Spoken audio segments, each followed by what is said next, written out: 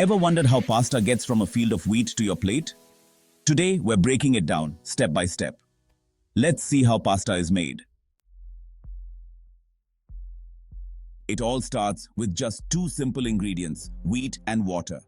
But not just any wheat, pasta is typically made from durum wheat, known for its high protein and gluten content. This special wheat gives pasta its firm texture that holds up well when cooked. The durum wheat is ground into a coarse flour called semolina, which has a golden hue and slightly gritty texture, perfect for making pasta. Now it's time to mix. In large pasta factories, semolina flour is combined with water to create a dough. This dough is then kneaded, giving the proteins in the flour a chance to develop and create that elastic texture we love. This kneading process helps make the dough smooth, strong, and ready for shaping. Now, here's where the magic happens. The dough is fed through machines that use molds, called dies, to shape the pasta.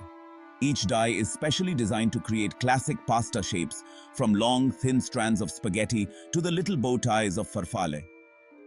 Different shapes serve different purposes. Some are better for holding sauces, while others are perfect for soups and salads. Once shaped, the pasta isn't ready just yet. Fresh pasta can spoil quickly, so most pasta is dried. Factories use large drying rooms where the pasta is carefully dried over several hours to ensure it retains its shape and texture. This drying process preserves the pasta, making it shelf-stable for months and ready to cook whenever you are. Quality control is essential. Any pasta that doesn't make the cut is sent back to be remade. Once approved, the pasta is packaged and sealed, ready to be shipped out and enjoyed by pasta lovers worldwide. And that's how pasta goes from wheat fields to your plate. A simple yet intricate process that transforms two basic ingredients into a world of delicious possibilities. Next time you enjoy pasta, remember all the care that went into creating it. Bon appetit!